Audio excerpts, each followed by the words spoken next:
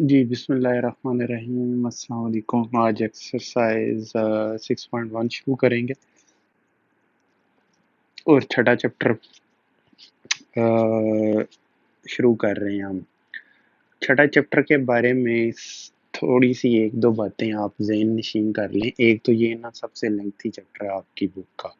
ये देखें, मैंने एक माह पहले नोट्स बनाना शुरू किए थे और ये नीचे देखें पेजेस 208। इतने नोट्स लेंथी किसी भी और चैप्टर के नहीं हैं। इससे पहले शायद इंटीग्रेशन के थे, लेकिन वो भी तकरीबन 160 पेजेस तक हुए थे। तो ये चैप्टर है तो आसान, लेकिन ये लेंथी चैप्टर है।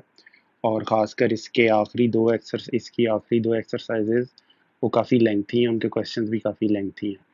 तो मैं पेपर के पॉइंट ऑफ व्यू से ये चैप्टर कोशिश करूँगा कि ना ही अटेम्प्ट करना पड़े इसका क्वेश्चन, लेकिन करके आपने ज़रूर जाना है, क्योंकि ऑफ कोर्स सब्जेक्टिव टाइप भी होते हैं, आप छोड़ नहीं सकते। फिर उसके बाद एंट्री टेस्ट और ये वो, तो छोड़ने वाली ऑप्शन कोई नहीं।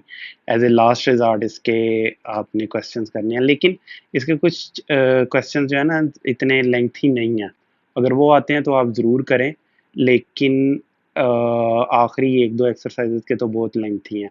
और दूसरा, पहले तीन इसके चैप्टर्स, पहले तीन एक्सरसाइजेज इसकी सर्कल के बारे में है, फिर एक पैराबोला के बारे में है, और फिर एक एलिप्स के बारे में है, फिर हाइपरबोला के बारे में, और कितनी हुई, तीन चार पाँच छः, हाँ सातवीं कोई जो है ना वो जर्नल है, टेंजेंट शेंजेंट और नॉर्मल वगैरह के बारे में है।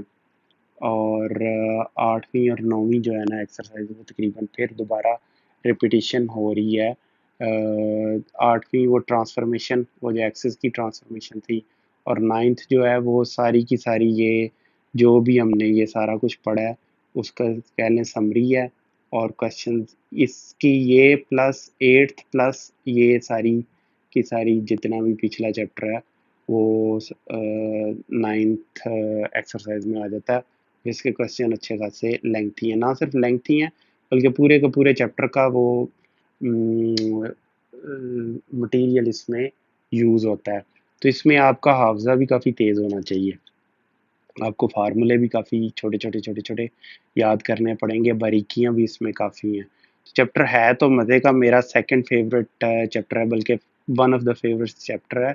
और इंटीग्रेशन और ये लेकिन ये दोनों चैप्टर थोड़े रिलेटिवली लेंथी हैं बाकी चैप्टर्स के मुकाबले में।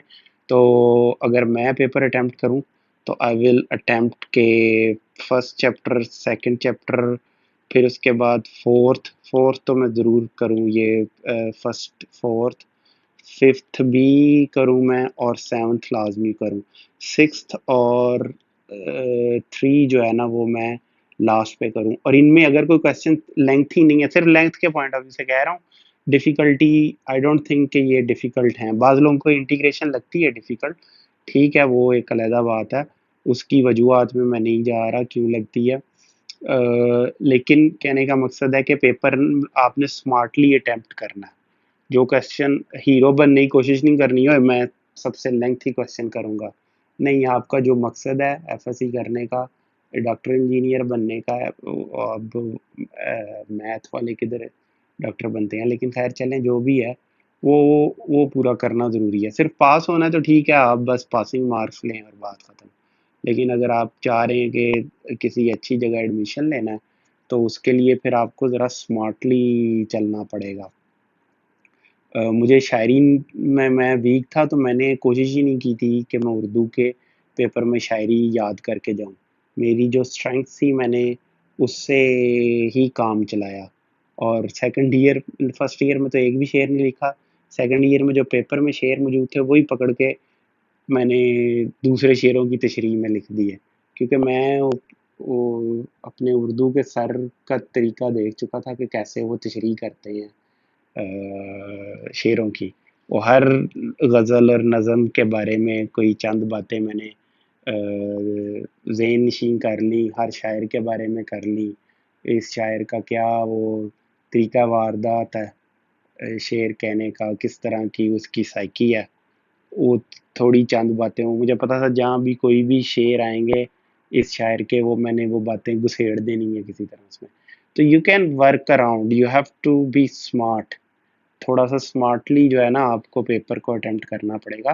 तमहीद काफ़ी हो गई, तो अब चलते हैं ज़रा चैप्टर की तरफ। उससे पहले ये छोटी सी एक खबर आपको देनी है कि ये चैनल का नाम मैंने ई लाइब्रेरी से आई लाइब्रेरी कर दिया। उसकी वजह यह है कि वो ई लाइब्रेरी को ना जो यूट्यूब का एल्गोरिथम था वो इसके साथ मिक्स करता था, लाइब्रेरी समझता था। तो होपफुली ये अब ऐसे नहीं होगा। आई लाइब्रेरी लाइब्रेरी, ये मैं पहले भी काफ़ी बता चुका हूँ कि ये लैब प्लस और लाइब्रेरी से, लैब और लाइब्रेरी से अखज़ शुदा है ये वर्ड। तो खैर इधर नहीं मिला मुझे, आई लाइब्रेरी नहीं मिल सका वो इस पे इंस्टाग्राम पे, तो कोई इतना ख़ास फ़र्क नहीं पड़ता। बाकी फेसबुक और टिकटॉक अभी इन पे मैंने वीडियोस बनानी नहीं शुरू की, जैसे ही ये कोर्स ख़त्म होगा इंशाल्लाह ताला फिर इन पे छोटी छोटी वीडियोस शुरू कर दूंगा ज़्यादा। यूट्यूब पे भी, और ख़ासकर अभी मैंने डिसाइड नहीं किया, मोस्ट प्रॉब्ली इंस्टाग्राम पे बनाऊंगा मैथ की, और टिकटॉक किसी और काम के लिए यानी कि और सब्जेक्ट्स के लिए रखा हुआ मैंने। तो चलें खैर, अब चैप्टर शुरू करते हैं। कॉनिक सेक्शन है जी। Conic are the curves obtained by cutting a double। अब वो बता रहा है कि ये कैसे मिलते हैं, बहुत छोड़े हैं आप उसको। इसमें हमने पढ़ना है सर्कल, ठीक है जी। एक हमने सर्कल पढ़ना है, दूसरा हमने ये पढ़ना है पैराबोला, तीसरा हमने पढ़ना है ये लिप्स, ठीक है, और चौथा हमने ये पढ़ना है इस तरह का, ये हाइपरबोला। ये है हाइपरबोला, ये है एलिप्स, ये है पैराबोला, और ये है सर्कल। अब इनकी अहमियत तो आपको पता ही है। अब ये बेशुमार जगह पे इस्तेमाल होते हैं। आपको पता है कि सर्कल में कितनी ज़्यादा मूवमेंट होती है, इलेक्ट्रॉन जो है वो सर्कल में घूमते हैं। कोई वो जो रेसिंग ट्रैक्स होते हैं उसमें गाड़ियाँ सर्कल में घूमती हैं। सर्कल एक पहिया जो है गाड़ियों का, वो सर्कल है। सबसे शायद पुरानी और फंडामेंटल इजादात में से पहिया है। पहिए से पहले इंसान को कितनी दिक्कत होती थी। पहिया इतनी बुनियादी इजाद है और इतनी पुरानी है कि आज तक चल रहा है, और क़यामत तक ये इंशाल्लाह ताला चलता रहेगा पहिया। तो पहिए की अहमियत आपको पता है, वो भी सर्कल होता है। तो सर्कल को स्टडी करना, उसमें कितना मटेरियल पहिए पे लगता है, ना सिर्फ वो, अगर सर्कल में कोई चीज़ मूव कर रही है तो उसके ऊपर सेंट्रीफ्यूगल, सेंट्रीफ्यूजेस किस पॉइंट पे है, वो उसका रेडियस, वॉल्यूम, 100 चीज़ें हैं। इसी से फिर वो आगे स्फीयर बन जाएगा। अर्थ जो है वो उसमें सर्कल करती है। बहुत सी स्पेशल बॉडीज अपनी जो भी जिस चीज़ के इर्द गिर्द भी वो सर्कुलेट करती है, जैसे ज़मीन सन के गिर्द सर्कुलेट करती है, वो सर्कल में करती हैं। सर्कल में भी उन्हें अप्रॉक्सीमेट किया जा सकता है, लेकिन काफ़ी बॉडीज़ जो है ना वो एलिप्स में करती हैं। ख़ासकर दुमदार सितारा, जिसे इंग्लिश में क्या कहते हैं, मेरे ज़हन से निकल गया। तो वो जिसकी बड़ी सी टेल होती है, वो मतलब सूरज इधर होगा, वो बहुत ही ज़्यादा एलिप्टिकल उसका होता है। चांद जो ज़मीन के गिर्द है ना वो थोड़ा सा एलिप्टिकल है, यानी कि एलिप्ट इतना उसका, यानी कि ऐसा होगा एलिप्ट, वो तकरीबन सर्कल ही लगेगा। तो लेकिन जो दुमदार सितारा उसका वो इस तरह का होगा। तो एक और पेज ऐड कर लूँ मैं। तो कहने का मकसद है कि ये एग्जाम्पल्स हमारे इर्द गिर्द मौजूद होती हैं, ठीक है। ये हमारे इर्द गिर्द, ये तकरीबन चांद की ज़मीन के गिर्द इस तरह के एलिप्स होगा, और जबकि दुमदार सितारे की हाँ, सर्क इस तरह इतना एलिप्टिकल, या शायद इससे भी ज़्यादा एलिप्टिकल हो सकता है। सूरज के गिर्द जो दुमदार सितारा है, यहाँ पर अगर सन हो और ये अगर वो सितारा है, तो आप देख सकते हैं कि उसकी कितनी ज़्यादा एलिप्टिकल सर्कल, जैसे जैसे वो सूरज के करीब आता है उसकी ये टेल पीछे इतनी लंबी चौड़ी इसकी टेल बनती जाती है ये पीछे, ताकि यहाँ से शुरू होती है, यहाँ पे जब जाता है उसकी छोटी सी टेल रह जाती है या शायद ख़त्म ही हो जाती है बिल्कुल। जैसे जैसे ये करीब आता जाता है क्योंकि वो बर्फ़ और पानी उसमें काफ़ी होता है, और ये पीछे टेल उसकी जाना शुरू हो जाती है यहाँ से, और ये इस तरह वो मूव करता है। चाँद थोड़ा सा एलिप्टिकल मूवमेंट है, शायद एक आधा क्वेश्चन आ भी जाएगा यहाँ पर इस चैप्टर में। तो कहने का और पैराबोला, आपको पता है कि ये पैराबोला हो या ये वाला हो, ये कहाँ प्रैक्टिकल एग्जांपल कोई आप दे सकते हैं इस पैराबोला की और इस पैराबोला की? कम ऑन, हाँ ये हो गया इन दोनों की। अच्छा चलो इससे उल्टा कर लेते हैं यार, अब ठीक हो गया। अच्छा, इन दोनों की कोई एग्जांपल दे सकते हैं आप प्रैक्टिकल लाइफ में से? इसकी है, एक तोप में से गोला फायर किया जाए तो वो यहाँ पर अगर वो तोप होगी तो गोला जो है वो इस तरह फायर किया जाएगा और यहाँ पे आके गिरेगा। अप्रॉक्सीमेटली यही एक पैराबोला बनता है, और वो तोपची जो है ना वो बताता है आगे से वो कि दुश्मन इस जगह पे बैठा है, इतने एंगल पे रख के इसको फायर कर दो, तो वो फायर करेगा तो यहाँ पर आके गिरेगा। ये कहाँ पर इस तरह का पैराबोला कहाँ पर होगा? वो आपने रोलर कोस्टर देखे हैं?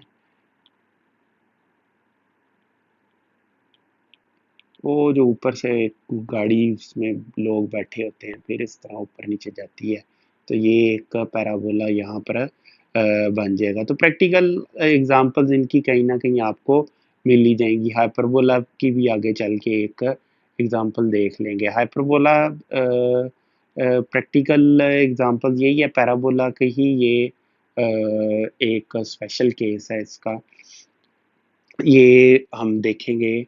पहले हम सर्कल को स्टडी कर लें 3 चैप्टर्स में, 3 एक्सरसाइज में, फिर आगे चल के हम इनकी बाकी कॉनिक्स की फॉर्म्स को देखेंगे। इसे छोड़ दें, वो जो एक्सप्लेन कर रहा है, तो ये यानी कि ये सर्कल, ये नैप्स इन्हें कहते हैं, ठीक है, सर्कुलर कोन्स हैं, इनको अगर काटा जाए ये सरफेस के ज़रिए तो ये देखें पैराबोला बन रहा है, ये दोनों मिला के हाइपरबोला बन गए, ये एलिप्स बन रहा है, ये एलिप्स बन रहा है, ये सर्कल बन रहा है, ये पैराबोला बन रहा है।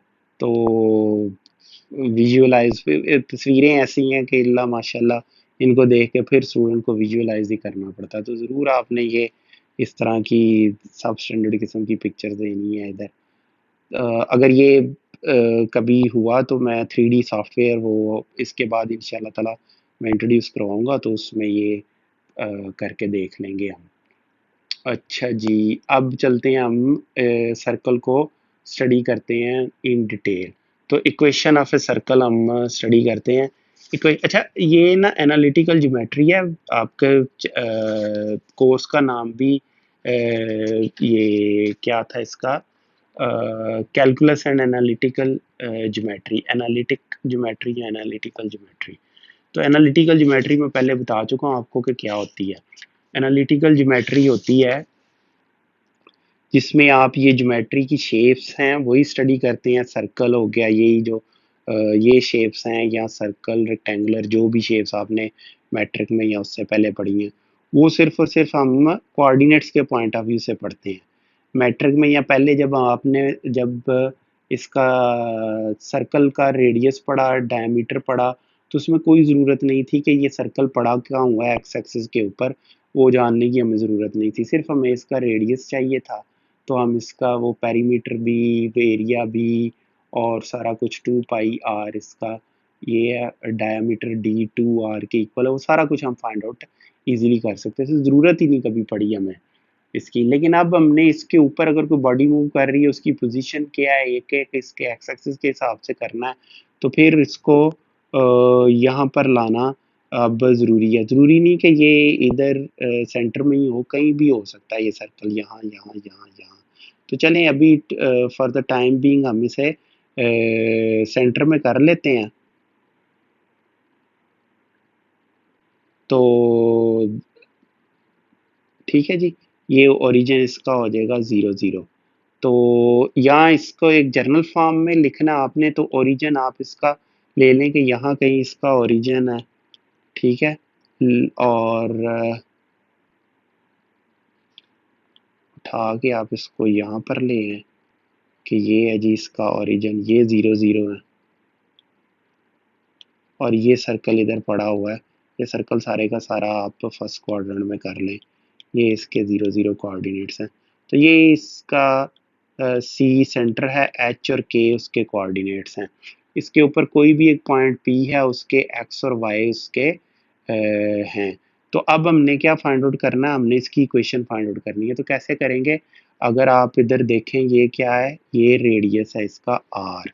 तो आर किसके इक्वल हो जाएगा, R will be equal to distance formula आप लगाएं, X minus H square plus Y minus के स्क्वायर, ये हो जाएगा। दोनों तरफ स्क्वायर कर दें, इसको इधर ले आए, H square plus Y minus के स्क्वायर और ये हो जाएगा आर स्क्वायर। ये तो होगी इसकी जर्नल फॉर्म।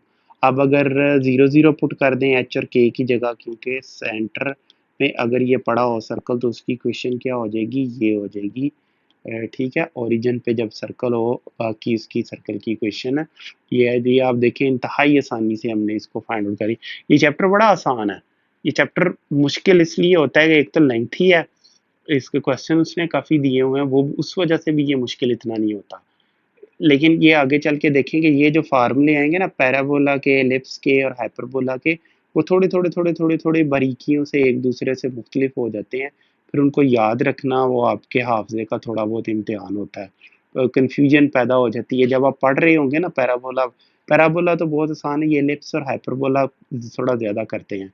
फिर उनका फोकस और डायरेक्ट्रिक्स और उनकी इक्वेशंस, और उस वजह से फिर थोड़ा ये चैप्टर मुश्किल हो जाता है कि आपने इतनी सारी इंफॉर्मेशन अपने जहन में रखनी है। उस वजह से मैं कह रहा हूँ कि ये नहीं मैं कह रहा कि इसको छोड़ दें। अहमियत मैं आपको बार बार बता चुका हूँ कि इस मैथमेटिक्स में एक एक लफ्ज़ की बड़ी ज़्यादा अहमियत है, और मेरी इंजीनियरिंग में कोई भी ऐसा टॉपिक यहाँ पर नहीं था जो ना इस्तेमाल हुआ हो। नेवा और रज के इस्तेमाल हुआ था हर टॉपिक। तो इसलिए मैं इवन के कोविड के दिनों में मैंने आपको ये मैथ करवाया है, जब हर दूसरा चैनल जो है वो स्मार्ट सिलेबस लगा हुआ था। मैंने उसका नाम तक नहीं इधर लिया। एक तो मैं इसको सिर्फ आपको पेपर पास करवाने के लिए नहीं करवा रहा, दूसरा ये मैं बुनियाद बना रहा हूँ आपकी मैथमेटिक्स की। इंशाल्लाह ताला असल काम इसके बाद ये कोर्स ख़त्म होगा तो फिर इस पे चैनल पे शुरू होना है मैथमेटिक्स के हवाले से। तो ये तो मैंने बस एक वार्म अप के लिए समझ लें कि करवा दिया आपको ये सारा।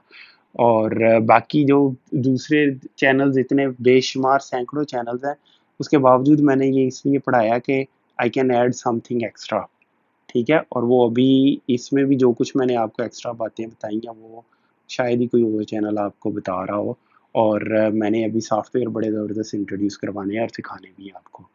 चलें खैर, अब इसकी हम देखें इक्वेशन इसकी पोलर फॉर्म में। तो पोलर फॉर्म में ये पॉइंट पी क्या हो जाएगा, आपको याद है वो आर ये और आर साइन थीटा हो जाएगा। और पोलर फॉर्म में सर्कल की इक्वेशन ना बड़ी मज़ेदार होती है, बड़ी आसान होती है। अ, आगे चल के हायर लेवल्स पे आप ना सिर्फ ये करेंगे, बल्कि आप पोलर कोऑर्डिनेट्स और स्फेरिकल और सिलेंड्रिकल कोऑर्डिनेट्स और भी काफ़ी कोऑर्डिनेट्स होते हैं, लेकिन ये तीन काफ़ी मशहूर हैं। एक्स वाई जी कोऑर्डिनेट्स, एक्स वाई जी सिलेंड्रिकल,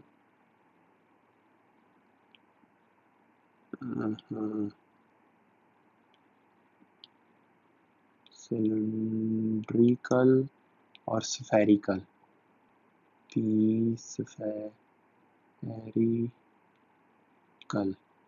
कोऑर्डिनेट्स। स्पेलिंग्स को पता नहीं क्या हो गया मेरे, ठीक करके लिख के देता हूँ आपको।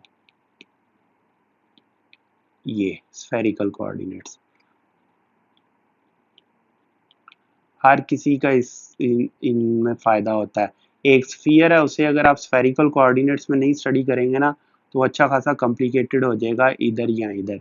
एक सिलेंडर है, उसको आप इन कोऑर्डिनेट्स में नहीं स्टडी करेंगे ना तो वो अच्छा खासा इसमें और इसमें कॉम्प्लिकेटेड हो जाएगा, उसकी इक्वेशन लिखनी है वो कॉम्प्लेक्सिटी बहुत ज़्यादा हो जाएगी उसकी। तो एक क्यूब है, उसको इसमें एक्स वाई जी में एनालाइज करेंगे, तो एक सर्कल को जो है वो ज़्यादा ठीक है, इसमें भी बड़ा इजी है, मुश्किल नहीं है एक्स वाई कोऑर्डिनेट्स में, लेकिन सर्कल उसमें तो और ज़्यादा ये इजी हो जाएगा। इसकी इक्वेशन अगर ये इधर सेंटर में आ जाए तो इसकी इक्वेशन क्या होगी भला? इसकी इसका रेडियस जो है वो फर्ज करें 1 के इक्वल है, तो r इक्वल टू 1 इसकी होगी, सर्कल की इक्वेशन होगी। जबकि इसी की इक्वेशन एक्स वाई कोऑर्डिनेट्स में X square Y square is equal to 1 square या 1 के इक्वल आ जाएगा। और आपको पता है r जब 1 होगा तो थीटा किसके इक्वल होगा? थीटा ऑटोमेटिकली पाई से 2 पाई तक, 0 से 2 पाई तक हो जाएगा। ये बिल्कुल उसी तरह ही है कि जैसे हम x इज इक्वल टू 1 की इक्वेशन क्या है, ये यहाँ पर एक स्ट्रेट लाइन है, तो y क्या है? वो माइनस इन्फिनिटी से इन्फिनिटी खुद ब खुद y हो जाता है। तो इसी तरह r जो है वो पूरे का पूरा थीटा जो है वो सर्कुलेट करेगा 0 से 2 पाई तक। तो ये इसकी इक्वेशन आ गई जनाब। अब उसने इसको उसके एक्स और वाई कोऑर्डिनेट्स को ऐसे लिखा है, इसे पैरामीट्रिक इक्वेशन या पोलर इक्वेशन इसको कह दें इसकी, ठीक है जी। और अब एग्जांपल 1 करनी है हमने। अब ये आपको आती है right an equation X minus minus 3 होगा, X minus minus 3 square Y minus 5 square is equal to 7, ये इसकी इक्वेशन हो जाएगी, ठीक है जी। और इसको एक्सपेंड करें तो ये आपको इक्वेशन मिल जाएगी, यहाँ पर आपको आई। अब वो जर्नल फॉर्म में इसकी इक्वेशन लिख रहा है, जर्नल फॉर्म में इक्वेशन इसकी क्या लिखनी है? ऊपर जो माइनस एच था स्क्वायर प्लस वाई माइनस के square is equal to are square, X square minus 2hx plus H square plus Y square minus 2 Y K या K Y plus K square is equal to are square. अब इनको अगर आप करें तो Y square आ जाएगा, इधर ये आ जाएगा, इधर ये आएगा माइनस 2hx और माइनस 2 के वाई, और इनको इकट्ठा कर लें, Y square plus K square minus R square is equal to 0। इसको आप इससे कंपेयर करवाएं ना, इस इक्वेशन से, या इनको आप ऐसे कर लें जी कि X square plus Y square, इसको 2g कर लें, ठीक है, 2g प्लस इसे कर लें 2 एफ वाई और प्लस सी कर लें, यानी कि ये सी के इक्वल हो गया,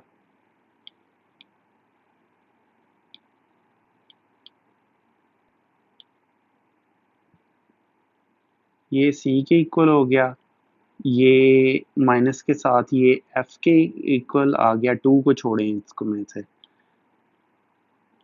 एफ किसके इक्वल आ गया?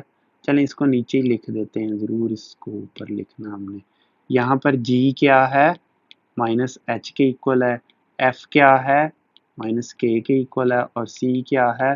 वाई स्केयर, वाई स्केयर नहीं आना इधर, के स्क्वेयर आना, और एच स्क्वेयर आना है इधर, ये एच स्क्वेयर है, हाँ जी चलें, और इधर कर लें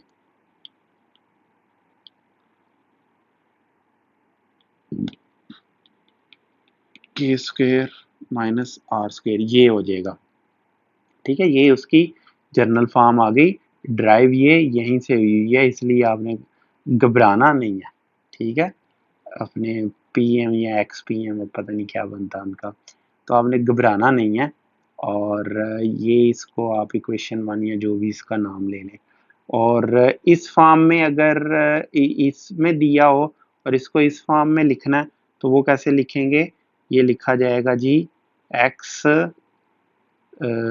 यहाँ से अब हमने फर्ज करें कि ये स्टार्टिंग पॉइंट है, तो इसमें इधर से इस फॉर्म में जाना है, यहाँ से इस फॉर्म में आना मैंने आपको बता दिया। तो आप इधर क्या करेंगे? एक्स स्क्वेयर प्लस ये 2gx है, तो यहाँ पर जी स्क्वायर करना पड़ेगा आपको ताकि वो स्क्वायर पूरा हो जाए, और इसको आप लिखेंगे वाई स्क्वायर प्लस 2fy और प्लस लिखेंगे आप एफ स्क्वायर, ये भी स्क्वायर पूरा हो गया। और क्योंकि ये ऐड किया हुआ है तो इनको अब यहाँ पर सब्ट्रैक्ट करेंगे आप।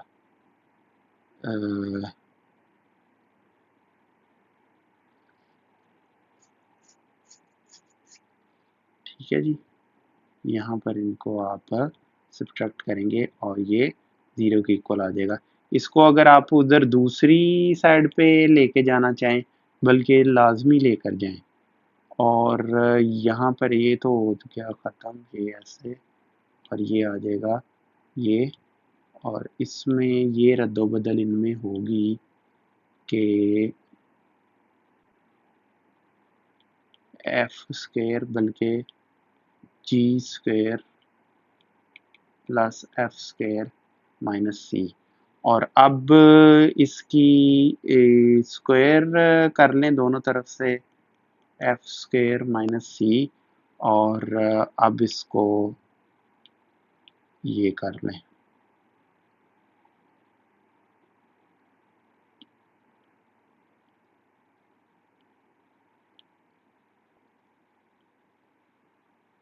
चलें, ये हो गया। इसको इधर साइड पे करें, इसको ऐसे करें, इसको ऐसे करें, और इसका भी इधर स्क्वायर रूट आप लेना चाहें तो ले सकते हैं। ठीक है जी। अ, न, ये इधर स्क्वायर होगा ताकि हम दोनों साइडों पे स्क्वायर स्क्वायर, ये क्योंकि वो आर स्क्वायर था ना तो ये आर के इक्वल आ जाएगा, आर इसके इक्वल आया g square plus f square minus c के, और ये आ जाएगा जी माइनस, ठीक है, माइनस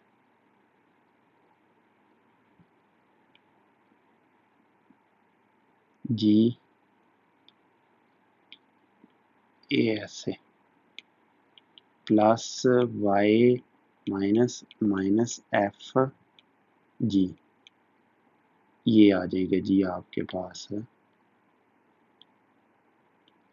ये अब आपने याद रखना है, एक इसको और एक इसको और एक इसको, और यहाँ से हमने इसको ड्राइव किया। अब ये देखें, ये जो है वो किस फॉर्म में हो गई है, इस फॉर्म में आ गई है। पहले यहाँ से हमने इस फॉर्म में इक्वेशन ड्राइव की, अब इसको ड्राइव करके हम इस फॉर्म में आ गए। चलें जी, अब आपके काफ़ी क्वेश्चंस हो जाएंगे एक्सरसाइज के।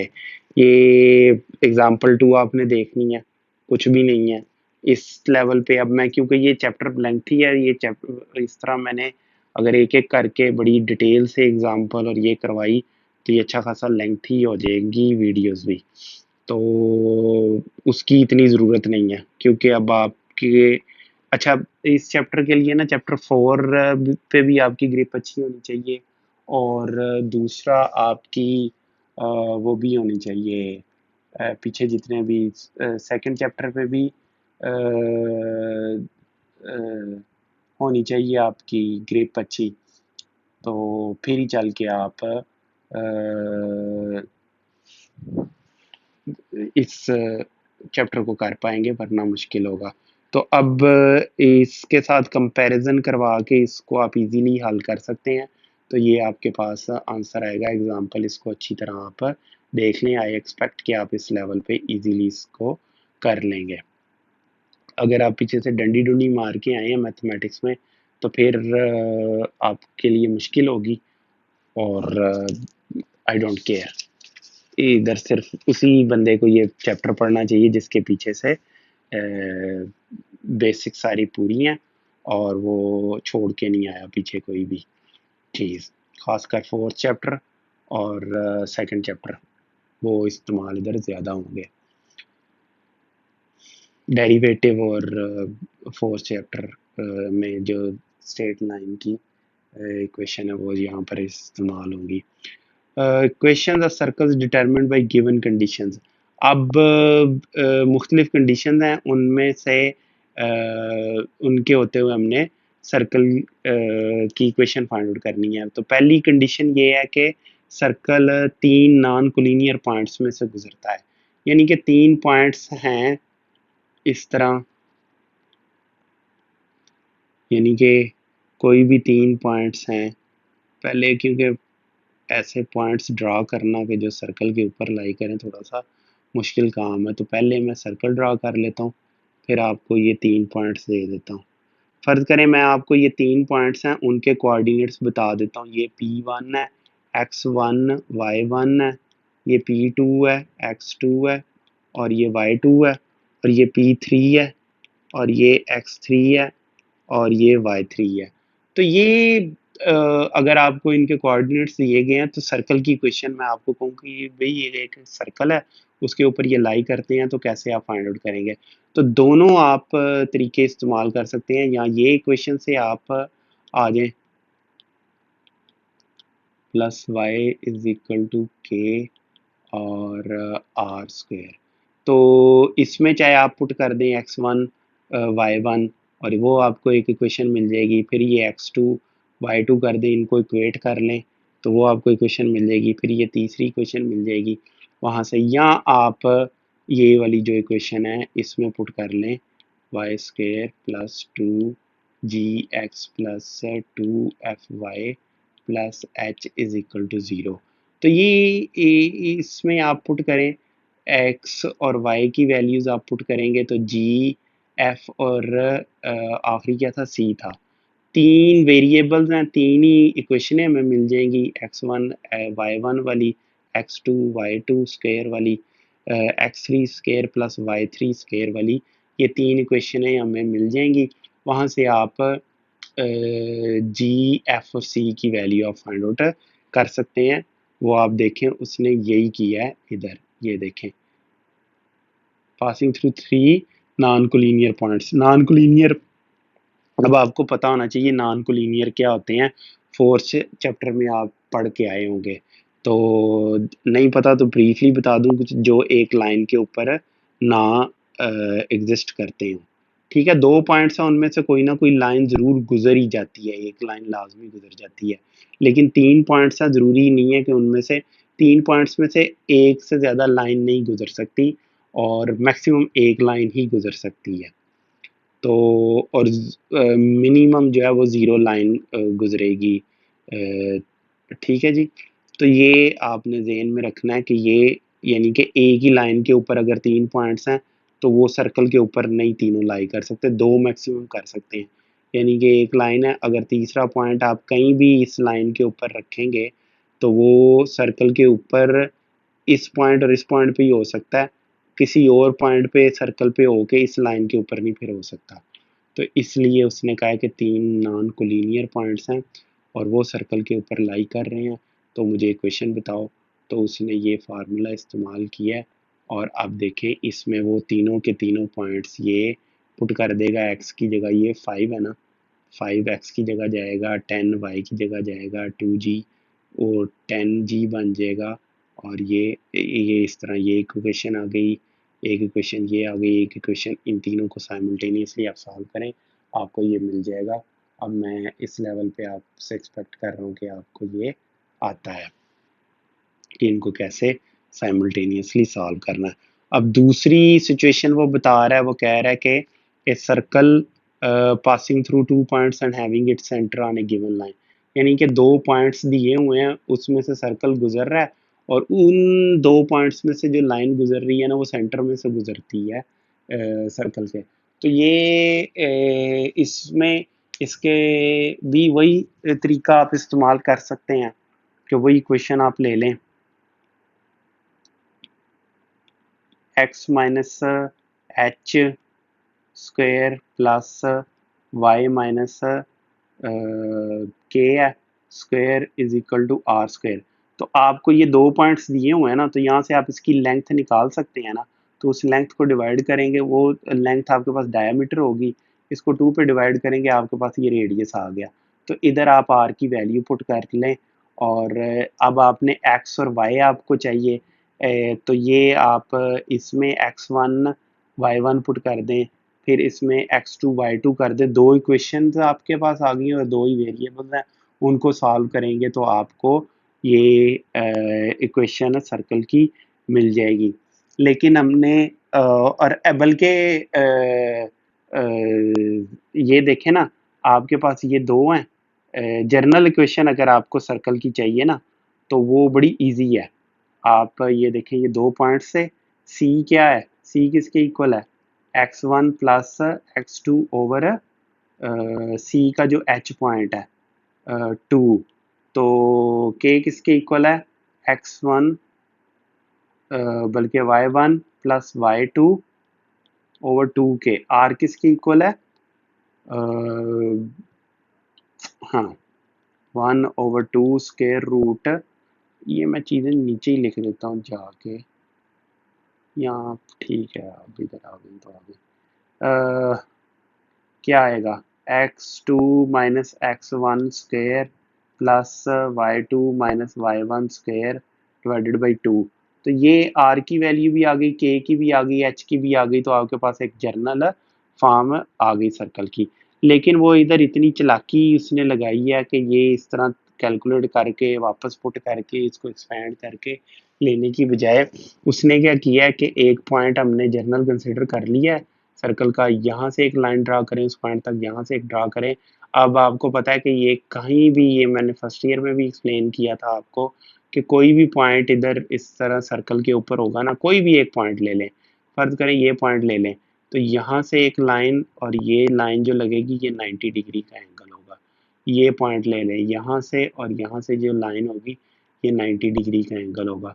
तो ये आपको पहले एक्सप्लेन मैं कर चुका हूँ, तो वही उसने इस्तेमाल किया। अब आ गया फिर फोर्थ चैप्टर। अब आपको पता है ये लाइन और ये आपस में परपेंडिकुलर है, तो इनकी स्लोप क्या होगी, x minus x2 divided by, नहीं sorry, y minus y2 divided by x minus x2, और जब इसकी स्लोप को मल्टीप्लाई आपस में करेंगे तो वो -1 के इक्वल आएगा, ये -1 है, ठीक है जी, -1 के इक्वल आएगा। इनको आपस में मल्टीप्लाई करें स्लोप्स को, इसको इस फॉर्म में लिखें, ये लेके सर्कल की इक्वेशन आ गई है। इसमें आप x1 x2 पुट करें, यहाँ पर आपको क्या था, x1 x2 से h फाइंड आउट करना पड़ रहा था, मैथमेटिकल ऑपरेशन परफॉर्म करना पड़ रहा था, ये डिस्टेंस फार्मूला कैलकुलेट करके फिर वापस पुट करना था, फिर इसको सिंप्लीफाई करना था। उसमें सीधा सीधा इसमें x1 x2 y1 y2 put कर दें और ये आपको मिल जाएगी इक्वेशन। अब उसने यहाँ पर वो मांगी है, a circle passing through 2 points and equation tangent at one of these points, ये अब उसने थर्ड उसको दे दी है। इसकी एग्जांपल कोई नहीं उसने दी, यही बल्कि खुद ही एग्जांपल थी। अब ये एक थर्ड कैटेगरी आ गई है, तो इसको ज़रा आप को वैसे ना समझ आ जानी चाहिए, ये मेरे एक्सप्लेन करने से पहले एग्जाम्पल 5 आप पढ़ के देखें, अच्छी तरह समझें और देखें आपको समझ आती है कि नहीं। अगर नहीं तो फिर मैं आपको बताता हूँ ये हो क्या रहा है। चलें तो थोड़ा पॉज करें इधर वीडियो और इसको समझें और फिर ये वीडियो देखें। चलें जी, उम्मीद है आपको समझ आ गई होगी, मैं जिनको नहीं आई उन्हें मैं समझा देता हूँ। कहता है कि एक सर्कल है, वो पास कर रहा है 2 points and equation of tangent at one of these points, यानी कि एक सर्कल है ऐसे, उस वो इस तरह उसके ऊपर 2 पॉइंट्स हैं, एक पॉइंट के ऊपर ये पॉइंट P1 जो है वो x1 y1 और ये पॉइंट जो है x2 y2, ये उसके ऊपर लाई कर रहे हैं और उसमें से कह रहा है कि एक जो पॉइंट है ना उसके ऊपर से ये टेंजेंट भी एक गुजर रहा है, ठीक है, और टेंजेंट की इक्वेशन है और वो पॉइंट दिया हुआ है हमें और ये दिया हुआ है। वैसे तो ये 2 पॉइंट्स उसने दिए हैं लेकिन ज़रूरी नहीं है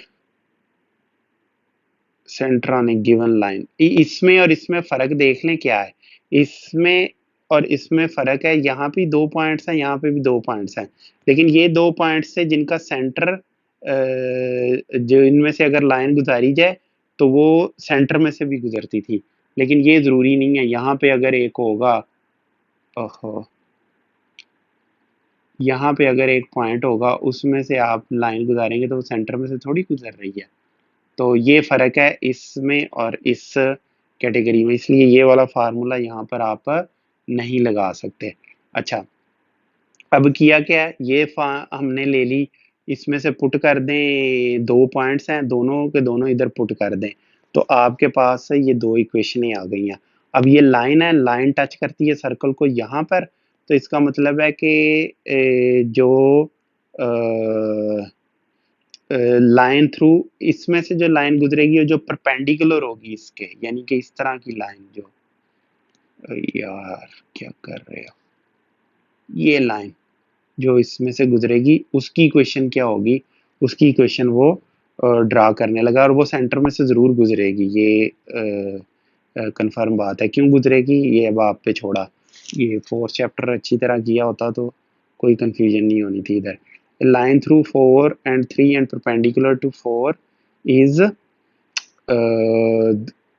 इस इसकी जो स्लोप है उससे वो परपेंडिकुलर होगी, इसकी स्लोप वो 4 वही -1 से, इसकी स्लोप क्या है 3/4 नेगेटिव, तो उस लाइन की स्लोप क्या हो जाएगी 4/3। ये स्लोप उसकी यूज़ की, और क्योंकि ये लाइन भी इस पॉइंट में से गुजर रही है जिसके 4 और 3 कोऑर्डिनेट्स हैं, तो x-4 और y-3 और इनको मल्टीप्लाई करें तो ये लाइन हमें मिल जाएगी। अब ये लाइन नॉर्मल है और 4 और 3 से पास करती है और सेंटर से भी पास करती है, इसीलिए नॉर्मल लाइन हमने ली है। तो ये इसमें पुट कर दें, -g और -f यहाँ पर आप पुट कर देंगे तो आपको ये मिल जाएगी। अब 3 इक्वेशनें आपको मिल गई हैं और इनको सॉल्व करें तो आपको f, g और h की वैल्यू मिल जाएगी और ये सॉल्यूशन आपको मिल जाएगा। अब वो कह रहा है a circle passing through 2 points and touching A given line. एक सर्कल है, अच्छा, ये कौन सा सिनेरियो है, वो सिनेरियो आपने समझना। इसके ऊपर ये कौन सा पासिंग थ्रू एंड हैविंग, अच्छा चले मैंने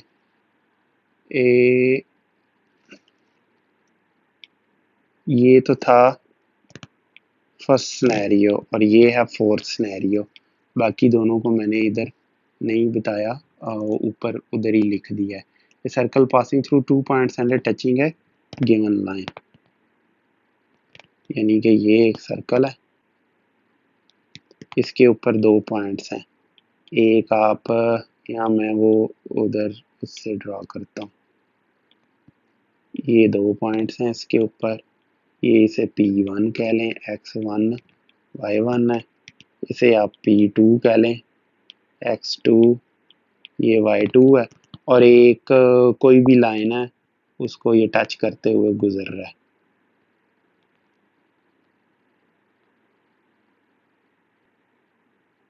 चलें, ठीक है जी, इस तरह का ये सिनेरियो है। तो इक्वेशन उसकी फाइंड आउट करें, तो फिर वो उसी तरह आप फाइंड कर लें, एच और के उसको सेंटर लेना है, इस तरह लेना है तो वो ले लें, ये कोई ख़ास उससे फ़र्क नहीं पड़ता कि आप वो a square plus Y minus b square is equal to are square या x square plus Y square plus 2g x, और ये वाला इन दोनों में से चाहे ये करें कोई फ़र्क नहीं पड़ता, एक्सपैंड फिर आपको करना पड़ेगा। इस केस में वो पहली वाला फार्मूला उसका सर्कल का ले रहा है, उसमें उसने ये पुट करके उनको आपस में इक्वेट करवा दिया, दोनों पॉइंट्स की वैल्यूज उसने यहाँ पर पुट की, उनको आपस में इक्वेट करवा दिया। तो अब जो है वो इक्वेट करके ये फॉर्चुनेटली कट गया और के की वैल्यू 0 मिल गई हमें, और उस वजह से जब 0 यहाँ पर पुट करेंगे तो सिर्फ और सिर्फ यही रह जाएगा, ये रेडियस के इक्वल है, तो रेडियस ये होगा इसका। Now length of the perpendicular from, अच्छा ये फार्मूला अब आपने याद रखना है, डिस्टेंस मैं यहाँ पर आपको लिख दूं,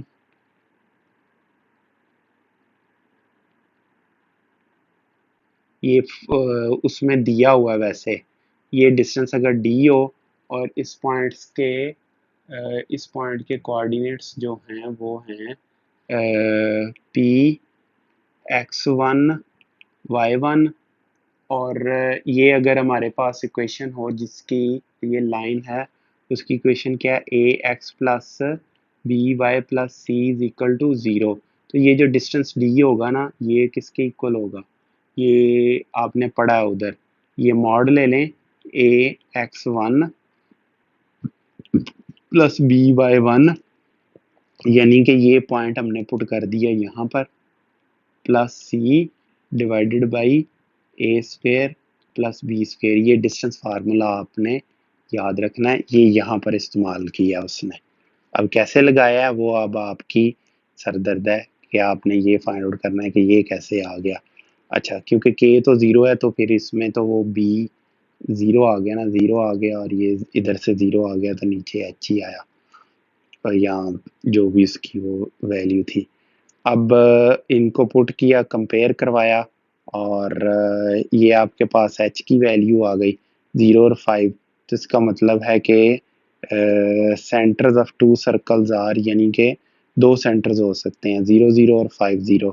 तो radius of circle square root 5 है, रेडियस ऑफ सेकंड सर्कल जो है वो स्क्वायर रूट 20 है।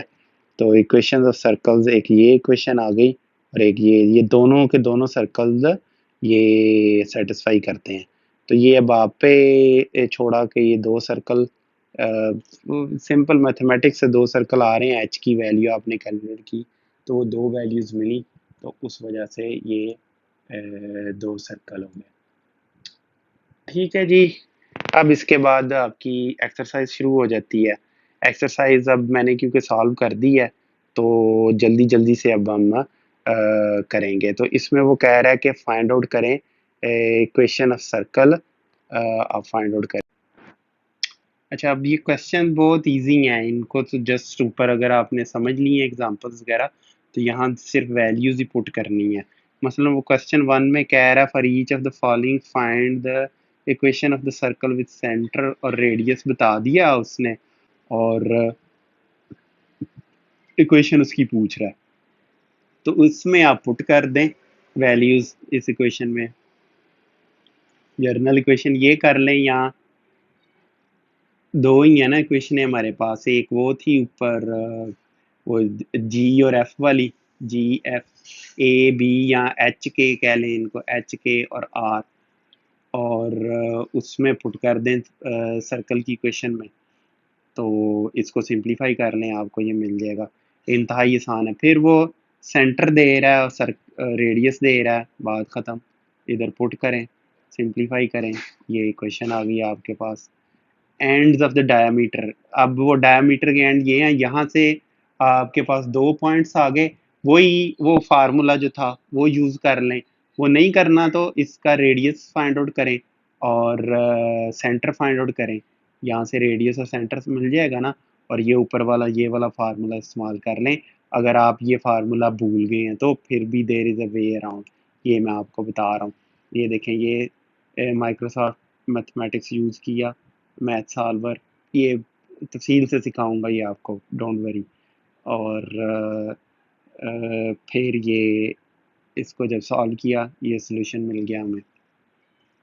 अब वो कह रहा है कि find the centre and radius, ये मैं एक्सपेक्ट कर रहा हूँ कि you would be able to solve it yourself, यानी कि इजीली आप इनको आसानी से सॉल्व कर सकते हैं, इसलिए मैं ज़्यादा डिटेल्स में नहीं जा रहा। आपको इस लेवल पे इस काबिल होना चाहिए।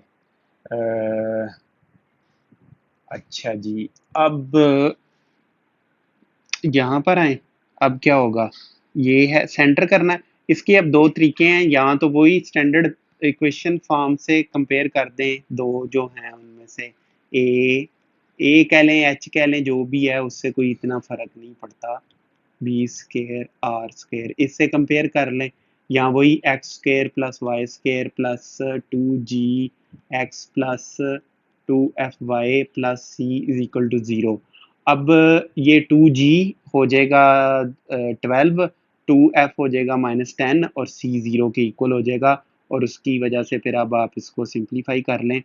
या उससे भी बेहतर तरीका ये है कि आप इसकी तजदीद फैक्टराइजेशन कर लें, और ये x+6 आया, और ये -6 आपका -6 और 5 सेंटर हो जाएगा, और ये इसका रेडियस हो जाएगा √61। तो ये भी इंतहाई आसान है, सारे के सारे ये इसी तरह ही हुए हैं क्वेश्चन। मैं थोड़ा थोड़ा आपको जल्दी जल्दी दिखाते हैं और आगे चलते हैं। इसमें देखें, इसके साथ कंपेयर किया है और दोनों तरीक़ों से चले हो गया। यहाँ पर मैंने वो कंप्लीट स्क्वायर करके सेंटर और रेडियस फाइंड आउट कर लिया, और यहाँ पर जी और एफ और ओ फार्मूला इससे कंपेयर करवा के फाइंड आउट कर लिया। यहाँ पे फिर कोई भी आप इस्तेमाल कर लें। बाज़ दफ़ा शायद ये मैंने इसलिए किया कि इधर स्क्वायर कंप्लीट नहीं होता होगा या मुश्किल होता होगा। अब देखें ना, फैक्टराइजेशन आ गई उसमें, तो थोड़ा सा मुश्किल था, तो उस वजह से मैंने फिर ये वाला मेथड यूज़ कर लिया। इसमें आपको फैक्टराइजेशन के झंझट से आपकी जान छुट जाती है, जबकि अगर फैक्टराइजेशन हो रही है तो ये मेथड ज़्यादा क्विक और ईजी है। अब इसमें ये मेथड इस्तेमाल किया पार्ट डी में, वो भी आपके सामने है, सॉल्यूशन आपके सामने है, आपको समझ आ जानी चाहिए और इजीली आप इस क्वेश्चन को खुद कर लेंगे साथ। अब क्वेश्चन 3 में देखिए, वही तीन पॉइंट्स, इसकी एग्जांपल हमने देखी है, 3 पॉइंट्स उसने दे दिए हैं सर्कल के ऊपर, और वो यहाँ से वो पूछ रहा है कि फाइंड आउट करो सर्कल की इक्वेशन। अब फिर वही दो दो मेथड हैं आपके पास। यहाँ तो इस इक्वेशन में पुट कर दें वैल्यूज एक्स और वाई की, और वहाँ से आपको 3 इक्वेशनें मिल जाएंगी, 3 पॉइंट्स हैं, 3 वैल्यूज पुट करें और 3 आपको पास वो मिल जाएंगी। या इस तरह करके r², यहाँ पे आप पुट करें वैल्यूज, ठीक है जी, और फिर ये तीनों दफ़ा r आ जाएगा, ये आएगा ना, पहली दफ़ा ये मिलेगा आपको x1 y1, जबकि x1 इधर, बल्कि इसको भी छोड़े, ये मिल जाएगा आपको 4 और ये 5, ये आ जाएगा इसके लिए। इसी तरह ये वैल्यूज़ इसके लिए, ये इक्वेशन बन जाएगी। जब ये पुट करेंगे तो इधर -4 आ जाएगा, इधर -3 आ जाएगा, और r², उनको दोनों को आपस में इक्वेट करवा सकते हैं आप। और फिर ये पुट करके फिर इक्वेट इसको आपस में करवा देंगे। 3 इक्वेशंस होंगी आपके पास और 2 वेरिएबल्स आपके पास होंगे, और वहाँ से आप इजीली फाइंड आउट कर सकते हैं। या इसमें पुट कर लें आप, इसमें आप ऐसे पुट करें, ये 3 इक्वेशनें मिल जाएंगी जब इनमें आप वैल्यूज पुट करेंगे। अब इन तीनों को साइमल्टेनियसली आपने सॉल्व करना है, जो कि आपके पास ये है। मैंने मैट्रिसेस का मेथड यूज़ किया, आप इसका और तरीके से भी आप यूज़ कर सकते हैं। यहाँ पे मैं क्या कर रहा हूँ, ये मैं माइनस कर रहा हूँ, ये ना आप कहें कि यार ये क्या होता जा रहा है, ये वही किया कि डिवाइड किया यहाँ पे। अब मैं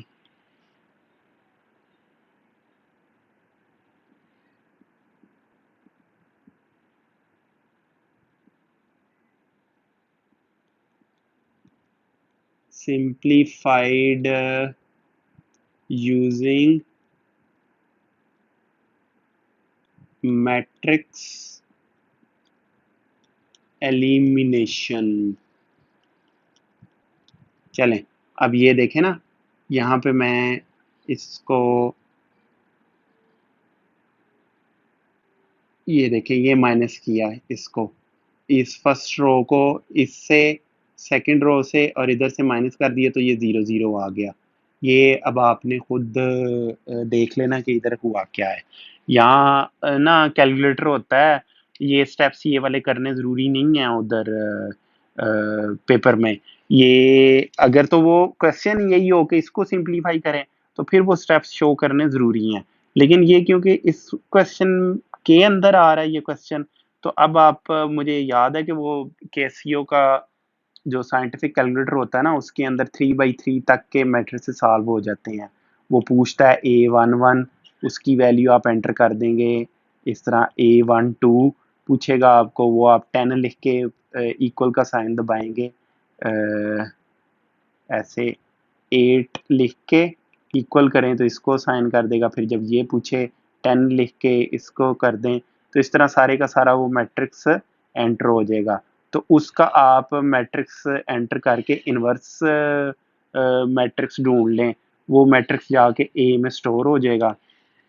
फिर या मतलब ए इन्वर्स इस तरह करके आप बी में स्टोर करवा दें, तो बी और इसको सी में कर दें, वो 3-4 मैट्रिसेस आपको देता है, ए बी सी डी करके कोई 3 मैट्रिसेस देता है, बी में इसको स्टोर करवा दें, तो फिर सी किसके इक्वल हो जाएगा, ए मल्टीप्लाइड बाई बी। सी में ये आपके पास 3 वैल्यूज़ इस तरह जब आप इनको नीचे सॉल्व करेंगे, जी एफ और सी ये वैल्यूज़ आ जाएंगी आपके पास। किधर है, अच्छा ये एफ की ये वैल्यू है, सी की ये वैल्यू आई है, और एफ की ये +1 आई है, और इसको सॉल्व करें आप तो जी की -2 और सी की -35 आपके पास वैल्यू आई है। तो वहाँ से आपको ये सॉल्यूशन मिल जाएगा, मैट्रिसेस से भी आप सॉरी कैलकुलेटर से भी आप यूज़ कर सकते हैं। और फिर वो तो मेथड आपके पास है ही है अगर आपके पास लैपटॉप वगैरह है, लेकिन यानी कि वही जो ऊपर मैंने बताई है, माइक्रोसॉफ्ट मैथमेटिक्स ऐप यूज़ कर लें, सिम्बल ऐप यूज़ कर लें, symbolab.com। लेकिन ये सारे वो हैं कि कंप्यूटर होना चाहिए आपके पास, तो पेपर में तो कंप्यूटर नहीं होगा ना आपके पास, तो फिर या मैनुअली करें या कैलकुलेटर के इस्तेमाल से करें। तो ये सॉल्यूशन मिल गया आपको, और बिल्कुल बाकी क्वेश्चंस भी इसी तरह ही हैं। अब मैं नहीं बताऊंगा कि ये कैसे करने हैं, बस मैं इधर आपको सॉल्यूशन दिखा रहा हूँ, और वो मैंने आगे चलना है। अब ये देख लें,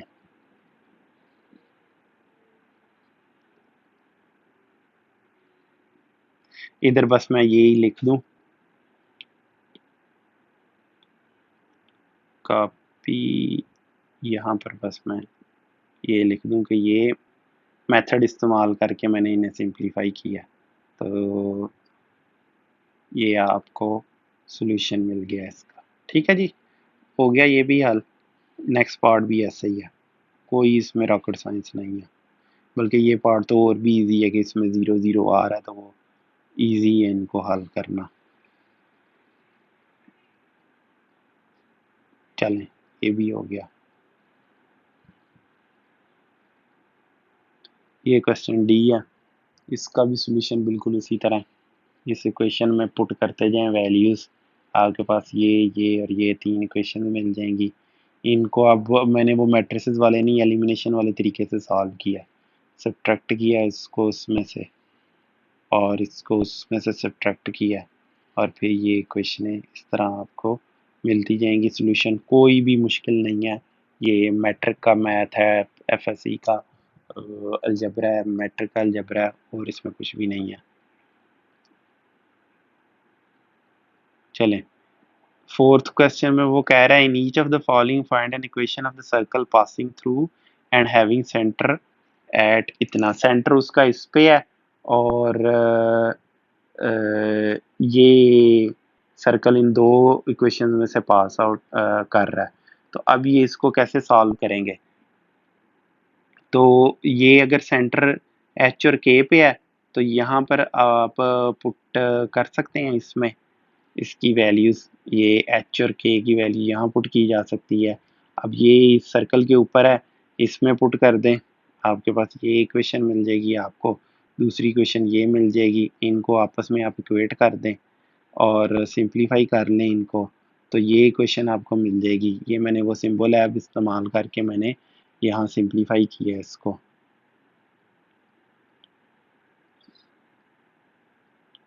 तो जब आप सिंप्लीफाई करेंगे तो ये एच मिल जाएगा आपको, उसको आप 6 उधर ले जाएं और इस इक्वेशन को, फोर्थ इक्वेशन आपके पास आ गई। अब ये उस लाइन के ऊपर लाई करता है, तो ये एक ये और एक जब इनको आपस में इक्वेट करवाया था तो वो इक्वेशन। अब इनको सॉल्व करें 4 और 5 को, तो के 9 के इक्वल आ गया हमारे पास। ठीक है जी,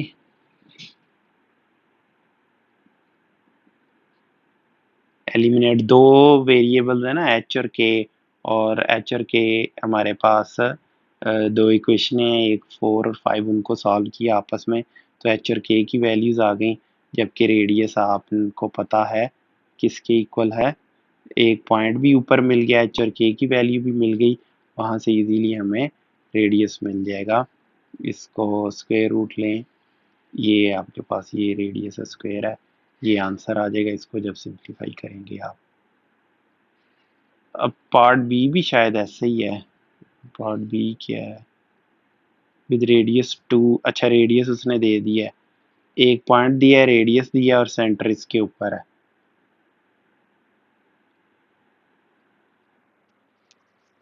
तो आप देख लें, रेडियस दे दिया, इधर रेडियस पुट कर दें, एक पॉइंट इधर ये पुट कर दें एच और के में, ये आपके पास इक्वेशन आ जाएगी। और इसके ऊपर एच और के जब आप पुट करेंगे तो ये इक्वेशन भी एच और के में आ जाएगी, क्योंकि ये लाइन के ऊपर सेंटर लाई करता है ना, तो दो इक्वेशनें मिल गई, दो वेरिएबल्स हो गए, वहाँ से आप एच और के की वैल्यू फाइंड आउट कर लें, और फिर जब आप ये पॉइंट और एच और के यहाँ पे पुट करेंगे तो आर की वैल्यू आपको मिल जाएगी। यही सोल्यूशन किया हुआ।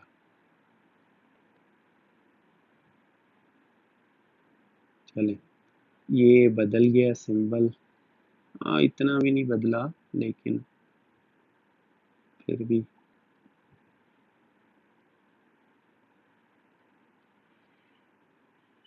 चलें।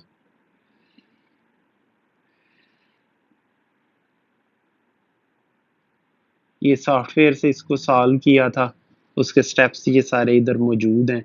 तो यहाँ पे वो के की जगह टी रख दिया मैंने, वो के शायद दे नहीं रहा था, वेरिएबल टी दे रहा था, तो टी पुट करके तो ये मिल गया। इसको फर्दर सॉल्व किया, के टी के इक्वल है, तो ये मिल गया हमें। ये देख लें क्वेश्चन कितना लेंथी हो गया, इसलिए मैंने आपसे कहा था कि ज़रा होशो-हवास कायम रख के इस एक्सरसाइज के आपने क्वेश्चंस करने हैं। ये लें,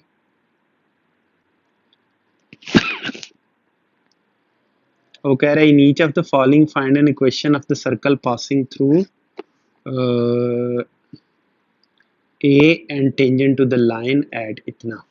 ये ना किया हुआ है एग्जाम्पल, इस तरह की हुई है, वो एग्जाम्पल आप देख लें, वही जिसमें नॉर्मल फाइंड आउट किया था, इस पॉइंट के ऊपर नॉर्मल फाइंड आउट करेंगे और वो उसमें से गुजरेगा।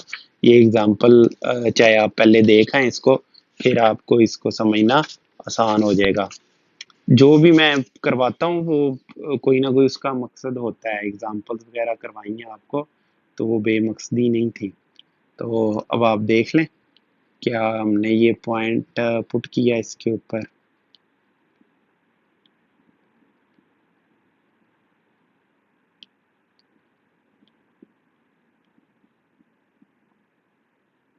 अच्छा जी ये पॉइंट है, ये पुट कर दें यहाँ पे वैल्यूज, इक्वेशन 1 और 2 आई, ये करेंगे दो इक्वेशन इनको आपस में इक्वेट कर लें, ये इक्वेशन आ गई। इसको सिंप्लीफाई करेंगे, यहाँ पे सिंबल ऐप से मैंने सिंप्लीफाई कर लिया इस्तेमाल करके, वो आप देख लें। इस सिंप्लीफाई किया, ये आ गई आपके पास इक्वेशन। अब इस इक्वेशन से नॉर्मल हम फाइंड आउट करेंगे और स्लोप की फाइंड आउट, ओ की पुट करके ये इक्वेशन हमें मिल गई। इसको 4 और ये 3 इक्वेशन, इनको जब आप सॉल्व करेंगे एच और के हमें मिल जाएंगे, और जब आप पुट कर देंगे उसमें तो आर की वैल्यू हमें मिल जाएगी। यहाँ पर जब आप पुट कर देंगे एच और के की वैल्यूज हमें मिल गई हुई हैं, 5 और 1 पुट कर दें एक्स और वाई की जगह पे तो आर की वैल्यू हमें मिल जाएगी। यहाँ पे पुट करें तो सिंप्लीफाई करें तो ये आपको वैल्यूज मिल जाएंगी। ये देखें, ये मैंने यहाँ पे पुट किया सिंबल लैब में, तो उसने ये सिंप्लीफाई करके ये मुझे दे दिया, और ये मैंने यहाँ पर इक्वेशन लिख ली। अब फिफ्थ क्वेश्चन क्या था, डी पार्ट इसका, A B and tangent to the line, ये फिर वही क्वेश्चन है।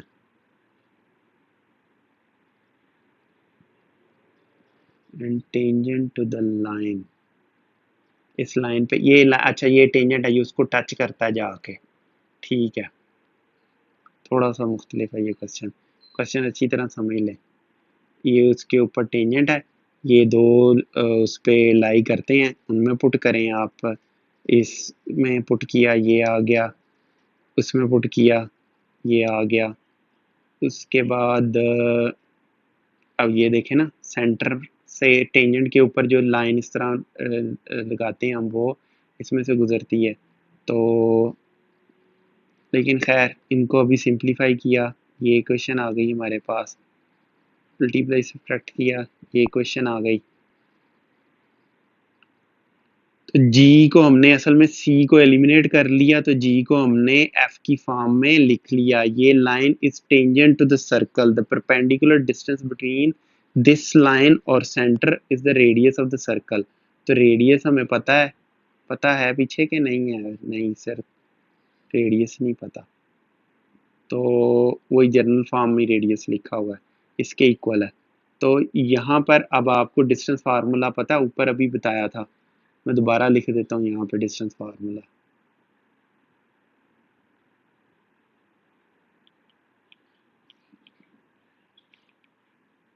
ये ले, ये है और ये एक लाइन है, इसके ऊपर x1 y1 है, ये ax plus B Y plus C is equal to 0 है।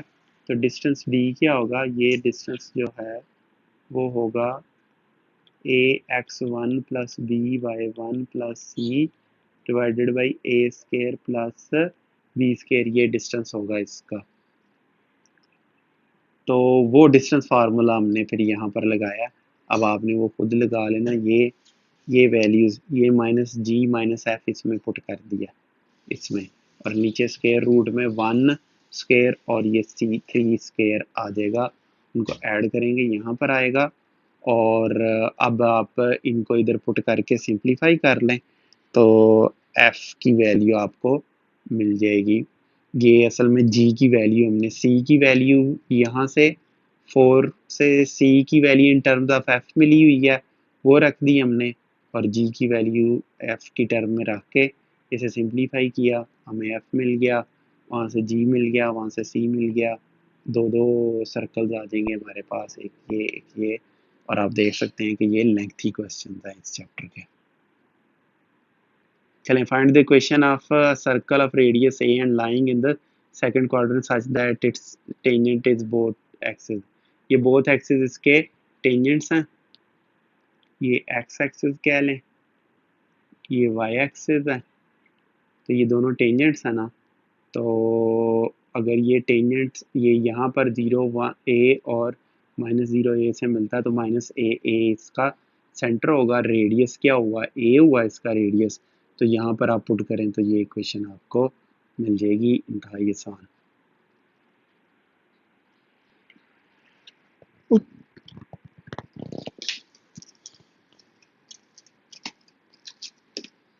कह रहा है कि ये लाइन और ये लाइन शो करें कि टेंजेंट है इधर, तो ये टेंजेंट अगर होंगी तो इसका सेंटर क्या होगा इस सर्कल का, 3 और -2, और सी क्या है 0, तो रेडियस क्या हुआ स्क्वायर रूट 30।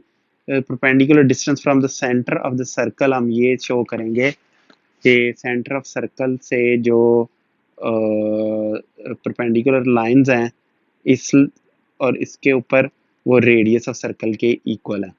तो रेडियस के √3 के इक्वल आया, डिस्टेंस फाइंड आउट किया वहाँ से इधर, वो स्क्वायर रूट 3 आया, और परपेंडिकुलर डिस्टेंस सेंटर से इस लाइन के ऊपर स्क्वायर रूट अंडर 3 है। ये फिर वो डिस्टेंस फार्मूला है, वो फिर मैं इधर लिख देता हूँ आपको, जो ऊपर लिखा था।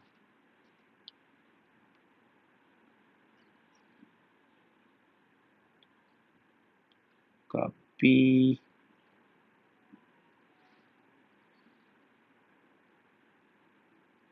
ये ले, ये डिस्टेंस फार्मूला नीचे यहाँ पर इस्तेमाल हुआ है, आप देख लें। अच्छा, वो कह रहा है कि ये दोनों सर्कल्स जो है ना वो एक दूसरे को एक्सटर्नली टच करते हैं, बड़ा आसान तरीका है। इसका रेडियस फाइंड आउट करें, इसका रेडियस फाइंड आउट करें, और एक दोनों का सेंटर फाइंड आउट करें। तो जो रेडियस है ना, इसका रेडियस प्लस इसका रेडियस, वो दोनों सेंटर्स के डिस्टेंसेस के दरमियान बराबर होना चाहिए। वही किया, सेंटर फाइंड आउट किया, सेंटर फाइंड आउट किया, रेडियस फाइंड आउट किया, रेडियस फाइंड आउट किया, 2 आया। अब दोनों के सेंटर्स के दरमियान जो डिस्टेंस है वो फाइंड आउट किया, 5 आया। 3 + 2 5 के इक्वल है। इंटरनली अब कह रहा है कि ये इंटरनली टच कर रहे हैं, तो बिल्कुल ये इस तरह टच कर रहे हैं, तो आप देख लें कि ये डिस्टेंस के इक्वल होगा। फिर दोनों का सेंटर्स फाइंड आउट किए, रेडियसेस फाइंड आउट किए और उनके डिफरेंस के इक्वल आ गया एक सेंटर के डिस्टेंस से यहाँ का डिस्टेंस। अच्छा, ये शायद इतनी तेज़ी से गया हूँ कि ये नोट करने का आपको टाइम ना मिला हो, तो ये आप कर लें। ठीक है जी, नोट हो गया, और ये नोट कर लें। ठीक है, चलें। वैसे ये डिस्क्रिप्शन में मौजूद है, इस लेक्चर की डिस्क्रिप्शन में इंशाल्लाह ताला आपको नोट्स मिल जाएंगे। जैसे ही मैं ये पूरे रिकॉर्ड करवा के अपलोड करूँगा ना, तो ये भी अपलोड कर दूँगा। Find the equation of the circle of radius 2 and tangent to the line इतना। Find the equation of circles of radius 2 and tangent to the line at इतना। अच्छा, कुछ सर्कल्स हैं, 2 सर्कल्स हैं, वो क्या है, उनका रेडियस 2 है और वो टेंजेंट है इस लाइन के इस पॉइंट के ऊपर। 2 वो रेडियस हैं इस तरह के। तो स्लोप फाइंड आउट की इस लाइन की, स्लोप ऑफ सी ए, ये सर्कल हो या चाहे दूसरा सर्कल हो, तकरीबन वो इक्वेशन ये इसी तरह की बनेगी स्लोप। बस उसका के और एच डिफरेंट होंगे, वो के और एच, के H1 K1 कर लें इसको। Both lines are perpendicular. ठीक है, ये लाइन और ये लाइन, इसकी स्लोप फाइंड आउट कर ली है ना, परपेंडिकुलर है, तो इस लाइन की स्लोप आपको मिल गई, इक्वेशन मिल गई। वी नो दैट ये इसकी इक्वल है, एच पुट कर दें, ए की वैल्यू पुट कर दें, ए के पॉइंट्स की, एच और के पुट कर दें यहाँ पर। अब आप इसको सिंप्लीफाई करें।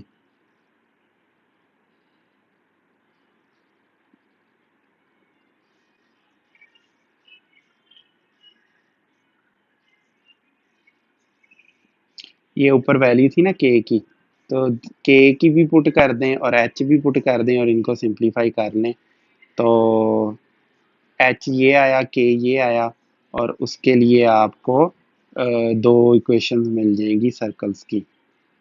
ठीक है, अब मैं एक्सपेक्ट कर रहा हूँ कि आपको पता होगा कि एच की ये 2 वैल्यूज़ आई हैं और के की ये 2 वैल्यूज़ आई हैं, कैसे उन्हें यूटिलाइज करना है और सर्कल में पुट करके आपने इसको फाइंड आउट करना। ये थोड़ा सा पुराना हो गया भैया,